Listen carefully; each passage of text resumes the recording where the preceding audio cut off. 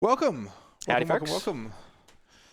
This is your idea, so you can lead it off. Yeah, look, we're doing an impromptu kind of discussion here about companions. We know there's a huge change coming on Monday.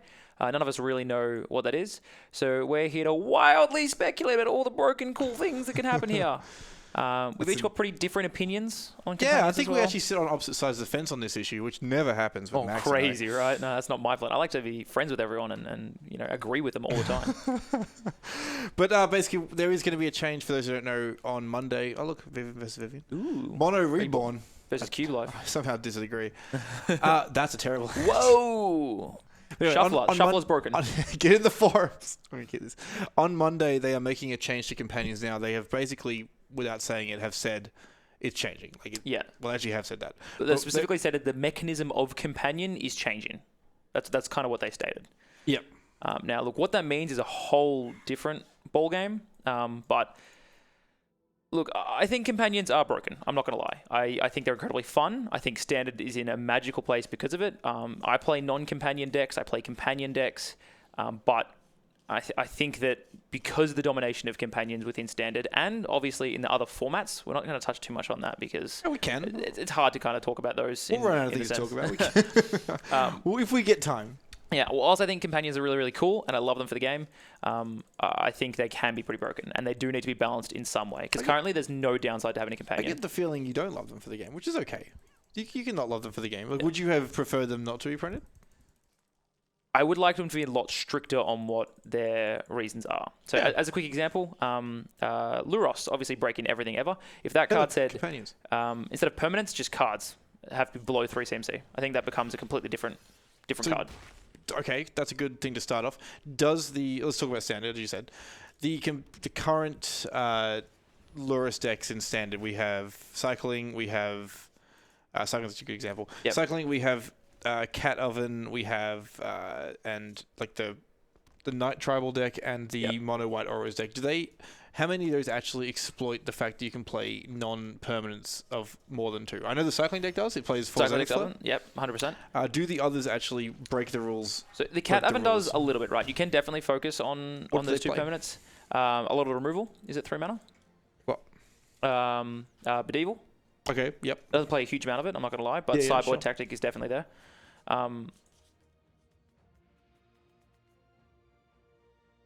Look, reasonable. Reasonable. Not a lot of permanents. There are above 3 CM3. That's a very aggressive deck as well, I'm right? just making Similar to sure- the Knights. I'm just making sure that we don't want to change to come in for companions that's supposed to fix it and actually do nothing. So, Yeah.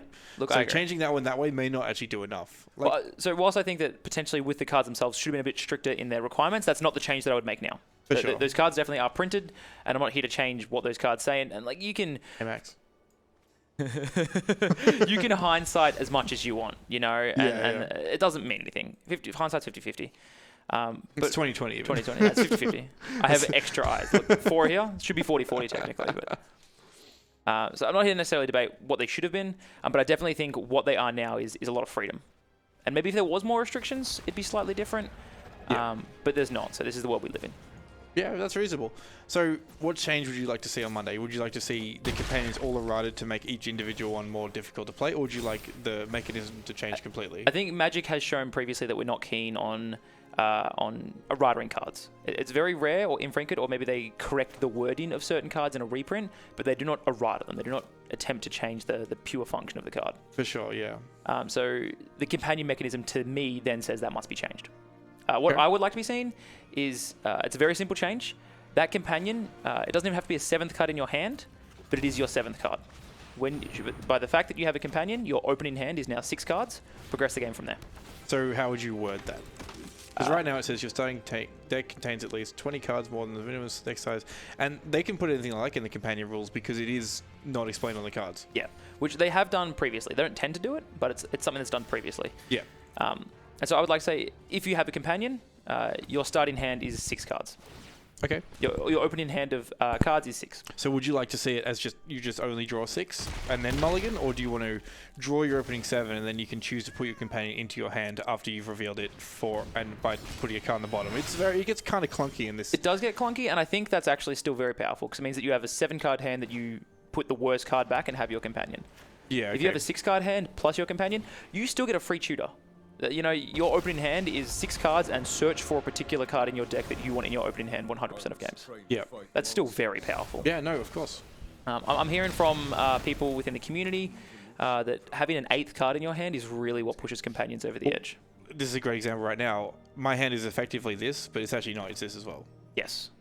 Crazy. And it's going to do some crazy things right now, and this is kind of some of the reason of why I think this card's very It's not powerful. going to do that much right now because this guy's got Pro Blue, but, you know, we're still going to do things. And this is my point. At some point in the game, this is going to happen. And look, whilst that's incredibly powerful, play Des too. You can definitely play around that fact. And you can deck build around the fact that Companion's going to exist. But when you see such a domination of every single meta... All right, no planes. Okay. With Companions... I think that's when they become a little bit of a problem, because although everyone wants to play a companion, it's fun to have the 8th card. You also want to ensure you don't have to have a companion. Okay. You're not required to restrict deck building to play the game. Yeah, look, so what you're saying is similar to what actually Sam Black wrote about in an article a couple of weeks ago. Without having a companion, if you're playing, if playing standard requires you to play a companion, if they're just that good, every card that doesn't fit one of the companion's prerequisites becomes soft banned. Yeah. So we don't want that. We don't want to soft ban a bunch of cards in standard. That we agree on. Now, it stifles creativity, which is a huge thing you don't want in Magic. it can. Let's say it can. It stifle can. Sorry, creativity. yes. Because my personal view on it is that, look, in high tier competitive play, they don't really need to do anything to make people play Magic competitively. People are going to do that anyway. Yeah. What they do have is a slew of players who have no idea what they're doing and will never know what they're doing. And I reckon 99+% of the market share for Magic the Gathering is casual players who sit at home. And Mark Rosewater has stated that the vast majority, or the largest format of Magic the Gathering that is played worldwide is tabletop Magic. It's casual, yeah. It's formatless. Yeah, we can all agree on that. That's a fact. So what I do find, because I've taught a lot of people Magic, is that once they get into the game and they get super excited about all the cool cards and their favorite colors, hey, look, I won. Was it because you cast Yorin? It felt like it's because you cast Yorin. Well, I didn't steal his thing, but he cast Umori. You know. Anyway, we're not going to bring too much results-based bias to this. Yeah, I agree. But the idea of giving those players a direction is fantastic, in my opinion. I actually really agree on that. Yeah, so, like, look, other games have come out, like, since Magic is created. Believe it or not, there are other games out there. And we sell them, actually. And a lot of them have gone down the direction path. Like, you're looking at, Legends of Runeterra just came out. That has champions, right? Definitely has champions. One of the top decks, for what it's worth, didn't have champions. Sure. It was a burn deck that just didn't have champions. Well, just because you don't have to use them doesn't mean that they're not in the game for a reason. Of course. I think giving play... It's like tribal decks is what Magic has tried to do in the past. Yeah, but they definitely work. Mono Blue Merfolk was a prominent deck for a very long period of time. For sure. So this is just, to me, this is the natural progression on that. It's so like, hey, you opened a companion, it tells you how to build your deck, give that a crack. Yep. And I feel if they're too good for competitive play, so be it, just ban them. That's what competitive players are. They're not built for competitive players. They're built for the casual player. Yeah, okay. And this is true of all formats. If a card becomes too good for a format, just get rid of it. Look, I think you don't want to be so focused on banning cards consistently. That's not something that you want to be like, oh, we'll print it, and then if it's a problem, ban it later. That's not a good thought process to be around. It is, but it also means that if you make sure everything is 100% balanced, well, obviously that's the goal. Yeah. Everything's 100% balanced before it comes out, then you're going to spend 3 or 4 extra years in development, and then when you do have to ban a card, it's even more embarrassing. Yeah. I like the fact that he's pushed that. I say he, I'm talking about Mark Rosewater. Yep. Him and the R&D do get to push the limits and do get to try new things. And exactly right. I had another similar conversation last night, actually, and previous times, is if we are seeing the same cards in Eternal formats again and again and again and nothing new pops up, like, that's stale. Mm-hmm. You know, when the cards are Modern Horizons based that have to change up formats, I want Standard to be powerful. This is a powerful Standard that we're playing right now. It's incredible. Really fun as well. And I agree. This is the best Standard has been in nearly a decade, since almost Innistrad days. So I'm actually really enjoying Companions, not because I like playing mine. Like, it's got Urian's cool, but I would play this deck without Urian. It would be much worse. No one can... Oh, what? That's rotation from multicolored. Oh, it can't be dealt damage. Oh, no! Ooh, that's awkward. Anyway, we'll just forget about that. But I feel that I like seeing I like mulliganing based on some information. Yeah, okay. And I think if companions are powerful, you do give up a little bit of the jig when you sit down across an opponent that, you know... You know what they're playing against straight away, yeah. And also another thing, speaking of on that topic, is when you go to a tournament, like so even F&M, right? Oh, we just did this circle surfing. Maybe I was baiting, so they commit more to the board, so I can play this. Yeah, reasonable. So they can lure us and get it all back. Yeah. Shh. But like, if you don't know what your opponent's playing, you're at a disadvantage, obviously. Yeah. In paper, at least, it's really difficult to police where people are like checking or not checking, and it's like all these different things can be going on, because when you play in a local meta consistently, you'll be known for playing certain decks, because not everyone has infinite money. People don't build multiple decks per format. So some people will have an advantage by playing more and more and more. Like if I sit down across you, I know you're playing one of like the 3 decks you own. Yeah. Whereas companions now give that information to everybody. If you want the innate advantage of having an 8th card in your hand, having a powerful effect, you have to give up what your deck is playing. Now saying that, the companions are hybrid mana, so when I see a Lurrus, I'm expecting one of maybe 3 or 4 decks. Which is good. Which you is don't want cool. it to be guaranteed. If you see Yorion, there's a 90% chance it's Yorion fires, right?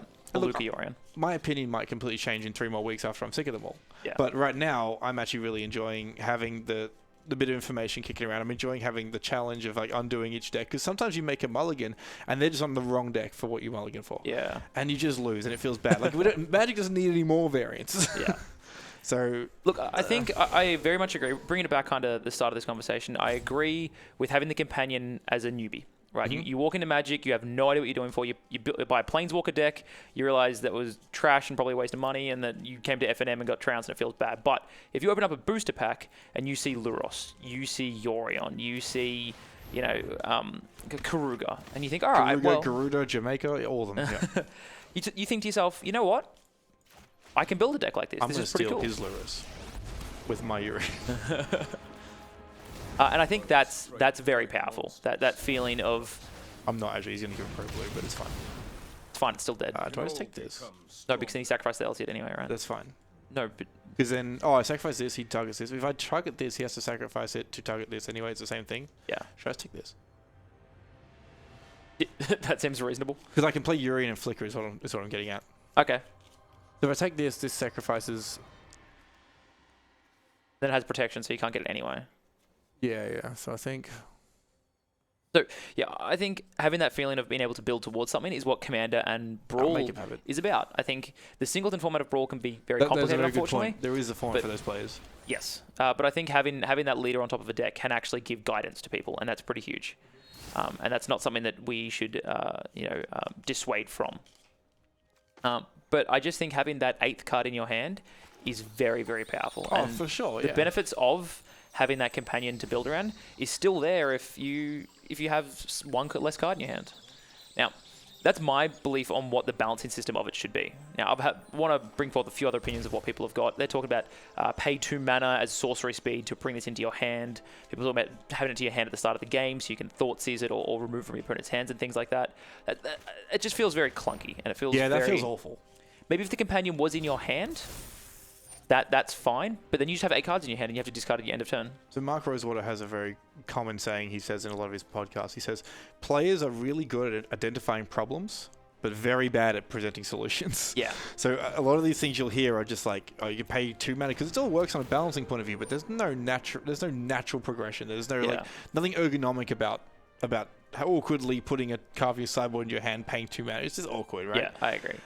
So whatever they do whilst change, it's not going to be on the card specifically, you will have to pretend it can be on a card. Because if you're writing a word, writing a rule that's so complicated it can't be on a card anyway. For sure. That's poor game design, especially for a paper game or digital game like Magic. 100%. So, look, I think my position is, I think companions were maybe not played. I think play design maybe let us down more than R&D. I think people do forget that there are 2 separate parts of Wizards of the Coast. Like Mark Rosewater made these, his team made these, and this is not what they look like when he designed them. Power and Toughness mana cost, not his department. Yeah. So these could have been 20 mana idiots that don't do anything, and no one would have played them, and it wouldn't have been a problem. Of course. But because they ended up being competitively viable, that's why there's all this hubbub right now. It does a very important thing to note, and I don't want people to forget this, is we have another set coming up. We certainly do. And then another set. And then another set. And they've all been play tested with these. Yes. Are there going to be companions in these sets? Yeah. Where's the limit at? Does every set now have to have companions to change the meta? I'm really keen to see 5 more, 10 more, 20 more companions printed in standard, because suddenly you've got 10 different companion decks happening. That's awesome. That seems incredible. But what happens to Magic? Is it standard and commander format? Do we have to have a leader in our deck forever? Yeah. Will they rotate out? Will we just stop having companions at one point? So it's very interesting. And I think whilst that's awesome and healthy for standard, it could be dangerous in historic formats. So that's the next question. Now, I'm sure everyone has to have noticed that modern, vintage, legacy, they are just Luros decks everywhere. It's 95% Luros. Something mental. Vintage was like 98% Luros at one of their last tournaments before it got actually banned, which is crazy. That's nutty. And every time we print a companion, it means that these historic formats are going to change, which is good. You want meta, you want flashy things, you want to feel that power level. You don't want it to be stale, which is what I was saying before. But if we don't print companions again, what if this is a once-off thing? It'll eventually rotate out of standard. Awesome. No more companions in standard. We'll progress again to 7-card hands. Modern won't, though. Pioneer won't. Legacy won't. Yep. You know? So it feels at that point, now that you've printed companions, you have to keep printing companions. Wizards just keep making non-rotating formats. Like Pioneer's another non-rotating format. Pioneer. You love Pioneer right now. I love Pioneer. What happens if it turns to another modern? Yeah. And that's where I love the idea of power creep, but you still need to be careful. You can't just throw it out there. For sure. Now, I think I would have preferred the companion design to not be a deck building restriction, but a board state restriction. Yeah. I would have liked a companion to be exactly the same in every way, except it says you can cast this card from your sideboard if you have 4 elves. Yeah. You know, if you control, I could try it. Make them a bonus for doing a thing, not just presenting a deck. Like we talk about this in Warhammer a lot as well, where players like you paid the points. That well done. That wasn't hard. Paying the points isn't difficult. So if you make a broken unit, it's going to be on the table turn 1 every game, and it's going to do its thing for the entirety of the game. This is what companions are. If you do the thing, you like jump through the very small hoop of the Urian deck, shuffling 20 extra good cards in your deck. Oh no, what a shame. Yeah. You just get it, and it's always there. Whereas if I had to, if Urian was like just as an example, have 3 planeswalkers in play, and it did something else. Yeah. It cared about, like, that'd be way more interesting. I'd have to put a bunch of planeswalkers. Yoran feels like it cares about enchantments, right? Exactly. I'd have to make a bunch of play decisions to get the advantage of my companion, and my opponent can then work against me. Yeah. That's what I would have preferred. Obviously, I don't work for Wizards of the Coast, so of course. That was even never saying on things the like card. a non-land permanency yeah. It may have been on the cards. I would never know. I think I'm just going to keep these. I actually very much agree. I think having restrictions on actually having the card and restrictions on being able to utilize the card are very, very important. Just for a balancing mechanism. Again, as you say, it's free. There's no reason not to just play a Urion. Yeah, like the cost is not there. Yeah. Do I just burn this response? I can't. I You can't don't play have the, spells. I can't play spells. It's here. You're in Fire's Invention, right? Yeah. Well, hey, you can block it. It doesn't have to. It does have trample. Yeah. You can block it still with a Urion and only takes 7. Yeah, this is a bit of an impromptu stream, so if anybody is in the chat, feel free to drop your opinions and we'll address them. I'm just going to finish this game and we'll move on with our lives. But yeah, it's just one of these little things we thought we're having a good discussion in store. Thought we might bring it to the onlines. I'm very excited. Look, we're going to be posting this on YouTube as well, so comment below your own thoughts, comment your opinions. Is he just trying to kill you with it? Yeah, well, 3, 6. Is it another Sentinel's Eyes got graveyard? 4 cards, yep. So, off we go. Is Luca dead? No, I think he's trying to kill you. I mean, he's not, but has he got Vigilance as well? Yeah, it's got Vigilance like 4 times. Block with all your 1/1 dummies. 7, 60, 50, 14, and then die to a Karamesh's Blessing. Is that what it's called? Yeah, Karamesh. Block with Urian as well. What's that doing now? Can't block with this. Why not? Pro multicolored. Right, that is multicolored. I think we're on something like this. 3, 4, 5. Put 1 more and keep one up for Luca. So yeah, look, obviously there's a big change happening. We're not psychics, we don't know what's going to happen, but I am very excited to see what's going to happen and see. I hope they're very elegant with it. I don't want them to be heavy-handed and ban companions. I really, really don't. But I think there needs to be something that, you know, makes them slightly less powerful. Yeah. And having 6 cards in your hand to begin with is huge. Even 7 cards and like returning 1 at the bottom, I still think that's almost too powerful to guarantee a 7th card in your hand. To guarantee one of the opening cards. Potentially, yeah. And look, if they do, does this work now? Can I hit this yet? Unless he has a card that gives it protection from, so I'm waiting like for I'm waiting for the other one. Another one. Of course he had the other one. Lamau. All right. This is bad now. Nope.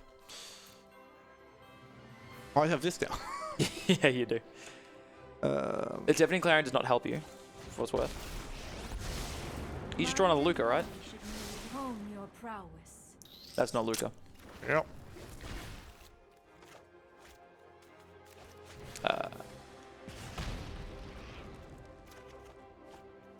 Can't cast any more spells, my dude. Yes, I'm aware.